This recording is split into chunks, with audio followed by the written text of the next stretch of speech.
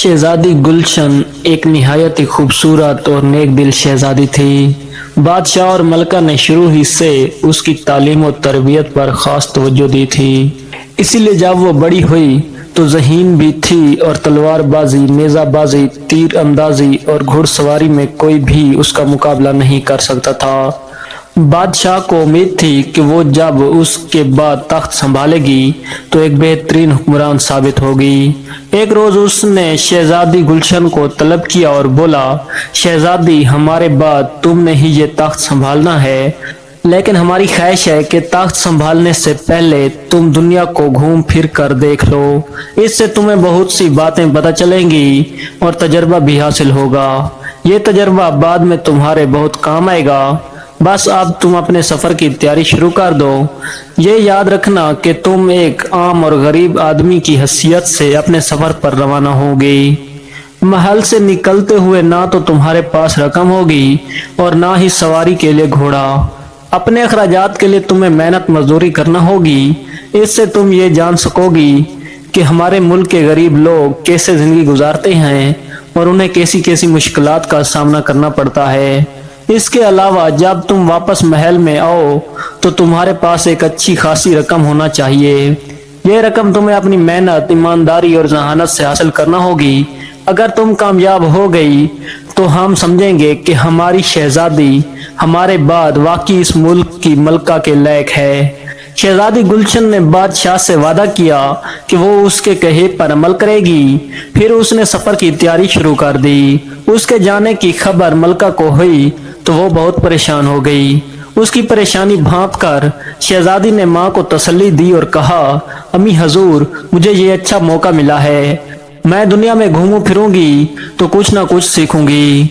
ये तजर्बा बहुत जरूरी होता है और आइंदा जिंदगी में बहुत काम आता है। मलका दिल पर पत्थर रख कर खामोश हो गई।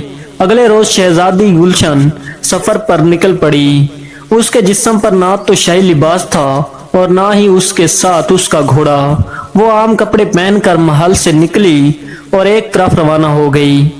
बादशाह के हुक्म के मुताबिक उसकी जेबों में एक फूटी कौड़ी भी ना थी। वो सुबह के वक्त महल से निकली और अब दोपहर हो गई।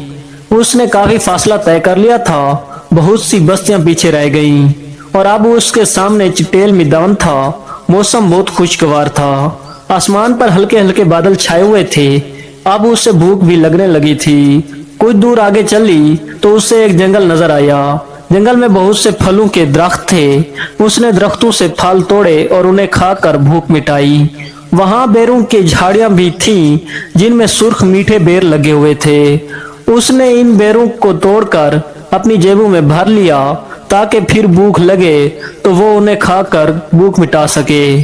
करीब ही एक दरिया बह रहा था। उसने दरिया से पानी पिया और दोबारा अपने सफर पर रवाना हो गई।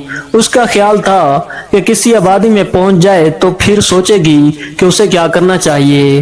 वो अल्लाह का नाम लेकर आगे की तरफ चल पड़ी। उसे चलते हुए काफी देर हो गई थी, मगर वो थी कि बगैर रुक के चली ही जा रही थी। थोड़ी देर बाद उसे किसी आबादी के आसार नजर आए। छोटे छोटे घर उसकी नजरों के सामने थे। वो खुश हो गई और अपनी रफ्तार मजीद तेज कर दी। ज्यादा देर ना गुजरी थी कि वो उस आबादी में पहुंच गई। वो एक गांव था। जैसे ही वो गांव में दाखिल हुई, एक औरत उसकी तरफ आई और बोली, तुम अजनबी मालूम देती हो, क्या किसी काम की तलाश में हो? शहजादी गुलशन ने कहा, आपने ठीक कहा, मैं कोई काम करना चाहती हूँ ताकि मेरे पास कुछ रकम जमा हो जाए और मैं दोबारा अपने सफर पर रवाना हो सकूं। वो औरत ये सुनकर खुश हुई और उससे साथ लेकर अपने घर ले आई। घर में उसके 2 बच्चे थे, एक बेटा और बेटी। वो सब शहजादी को देखकर बहुत खुश हुए। जंगल से रवाना होते हुए उसने जो बेर अपनी जेबों में भर लिए थे, वो बेर उसने उस औरत के बच्चों को दे दिए। दोनों बच्चे बहुत खुश हो गए। थोड़ी देर बाद उस औरत ने खाना तैयार कर लिया। जब वो लोग खाना खा चुके थे तो उस औरत ने कहा, मेरा नाम सीता है। मैंने चंद रोज पहले गांव में कुछ जमीन खरीदी है। मेरा इरादा है कि इस पर खेती बाड़ी शुरू कर दूं, मगर वो जमीन बहुत ऊंची नीची है।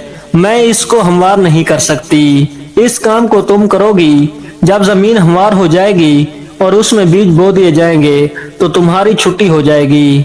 मैं तुम्हारी मेहनत के बदले इतनी रकम दूंगी कि तुम मजे से दुनिया की सैर कर सकोगी।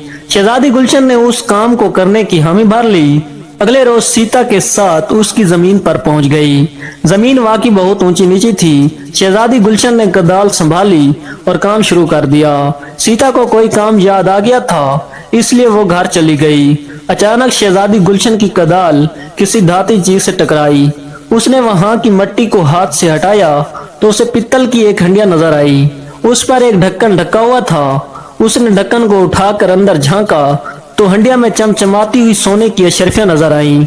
वह उन अशरफियों को देखकर बहुत हैरान हुई और उस हंडिया को दोबारा मिट्टी से ढांप दिया। उसके बाद वो फिर अपने काम में मशगूल हो गई। दोपहर तक उसने सारी जमीन को हमवार कर दिया था। उसने पूरी जमीन में थोड़े थोड़े फासले पर काम गहरी नालियां भी बना दी थीं ताकि उनमें बीजों को बोया जा सके। ये बहुत मुशक्कत का काम था, मगर वो बड़ी जान फिशानी से लगी रही। इस कदर मेहनत का काम करने की वजह से शहजादी गुलशन को थकन सी महसूस होने लगी। वो सुस्ताने के लिए एक दरख्त के नीचे बैठ गई। सीता को गए हुए बहुत देर हो गई थी। वो जब घर से वापस आई तो शहजादी गुलशन अपना काम खत्म कर चुकी थी। उसके खेतों की जमीन बिल्कुल हमवार हो चुकी थी। उसने उसकी मेहनत और काम की बहुत तारीफ की। सीता अपने साथ घर से खाना भी लाई थी। दोनों ने साथ बैठकर खाना खाया। शहजादी गुलशन ने उससे अभी तक अशरफियों की हंडिया के बारे में कुछ भी नहीं बताया था। दूसरे रोज जब बीज डालने की बारी आई तो शहजादी गुलशन ने सीता को वो हंडिया दिखाई। सीता बहुत खुश हुई और बोली, तुम तो बहुत ईमानदार लड़की हो। तुम चाहती तो इस हंडिया को चुपके से निकाल कर चली जाती। मैं तुम्हारी ईमानदारी से बहुत खुश हूँ। मैं इसमें मौजूद आधी अशरफियां तुम्हें भी दूंगी। शहजादी गुलशन ने बहुत मना किया कि वो अशरफियां नहीं लेगी, मगर सीता ना मानी। हंडिया में 1000 अशरफियां थी। सीता ने 500 अशरफियां उसे दे दी। शहजादी गुलशन सोचने लगी कि इन अशरफियों का क्या करे। उसके जहन में एक ख्याल आया। उसी गांव में फल के दरख्तों का एक बहुत बड़ा बाग था। उसका मालिक उससे फरोख्त करना चाहता था। शहजादी गुलशन ने उन अशरफियों से वो बाग खरीद लिया। गांव में बहुत सारे लोग ऐसे थे जो मजदूरी की तलाश में रहते थे। उसने उनमें से कुछ लोगों को बाग की देखभाल करने के लिए मुलाजिम रख लिया। उनके जिम्मे बाग के दरख्तों को पानी और खाद देना और दरख्तों से फलों को तोड़कर जमा करना था। शहजादी गुलशन को गांव में रहते हुए काफी रोज हो गए थे। इस दौरान वो अपने फलों के बाग की भी देखभाल करती और सीता के खेतों में भी काम करती। सीता के खेत भी हरे भरे हो गए थे। एक रोज उसने सीता से कहा, अपना मुल्क देखने का सफर तो अधूरा ही रह गया है, अब मुझे चलना चाहिए। आपकी मेहरबानी होगी अगर आप मेरी गैर मौजूदगी में मेरे फलों के बाग की निगरानी करती रहेंगी। सीता ने उस काम की हामी भर ली। शहजादी गुलशन दोबारा अपने सफर पर रवाना हो गई। उसके पास अब पैसों की कमी नहीं थी। सीता ने चलते हुए उससे बहुत सारे सोने के सिक्के भी दिए जो खेतों में काम करने की मजदूरी थी। शहजादी गुलशन ने एक बेहतरीन किस्म का घोड़ा भी खरीद लिया था, जिसकी वजह से उससे बहुत आसानी हो गई। क्योंकि उसके पास बहुत सी रकम थी, इसलिए अब उसे कोई काम करने की जरूरत नहीं थी।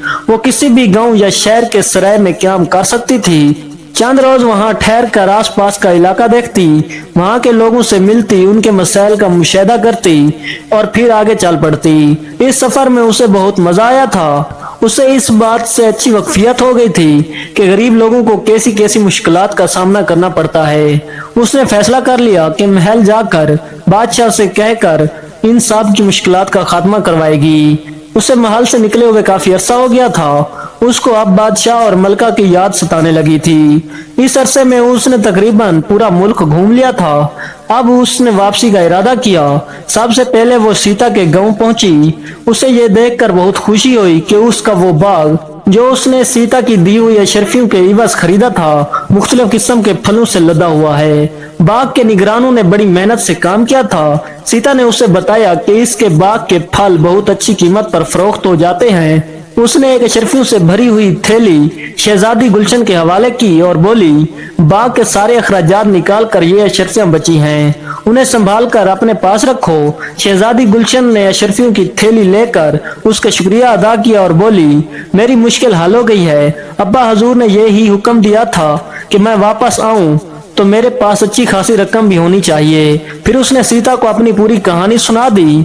सीता को जब पता चला कि वो इस मुल्क की शहजादी है तो वो बहुत परेशान हो गई और बोली, शहजादी साहिबा, माफ फरमा दीजिएगा, मुझे नहीं पता था कि आप शहजादी हैं। ये बात अगर मुझे मालूम होती तो मैं कभी आपसे अपने खेतों में काम ना करवाती। मुझे माफ कर दीजिए। शहजादी गुलशन ने कहा, मुझे शर्मिंदा ना कीजिए, मैं शहजादी जरूर थी मगर एक गरीब शहजादी थी। मैं महल से निकली थी तो मेरे पास एक कौड़ी भी ना थी। आपने तो मुझ पर एहसान किया, आप ही की वजह से तो मैं इस काबिल हुई हूँ कि अपने अब्बा हजूर की नजरों में सुर्खरू हो सकूं। उसकी बात सुनकर सीता को कुछ इत्मीनान हुआ। शहजादी गुलशन ने फिर कहा, अब मेरे इस बाग के मालिक आप हैं, इसमें काम करने वालों का बहुत ख्याल रखिएगा। सीता ने उससे इस बात का वादा कर लिया। अगले रोज शहजादी गुलशन अपने महल में आ गई। बादशाह और मलका उसे देखकर बहुत खुश हुए। उसने अपने साथ लाई हुई अशरफियां और सोने के सिक्के बादशाह को दिखाए और बोली, अब्बा हजूर, आपके हुक्म के मुताबिक मैंने एक गरीब आदमी की भैंस में पूरा मुल्क देख लिया है। महल में बैठकर जो बातें मुझे पता ना थी मैं अब उनसे वाकिफ हो गई हूँ।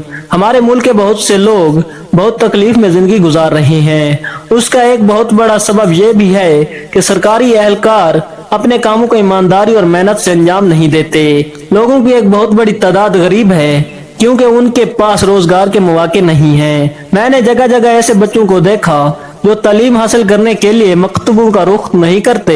ये बच्चे सारा दिन गली में खेल कूद कर गुजारते हैं और तालीम से दूरी की वजह से बड़े होकर अपने मुल्क के लिए काबिल कदर काम अंजाम देने के काबिल नहीं होते।